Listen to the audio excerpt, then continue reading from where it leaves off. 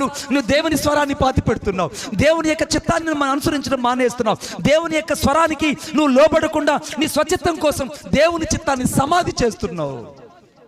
ఎప్పుడైనా దేవుణ్ణి అడిగావా నీవు, ప్రభువా ఇది నేను చేస్తే బాగుంటుందా, ఇలా వెళ్తే బాగుంటుందా, ఇలా నేను జీవిస్తే బాగుంటుందా, ఇలాగ మాట్లాడితే బాగుంటుందని ఎప్పుడైనా నువ్వు దేవుణ్ణి అడగగలిగావా?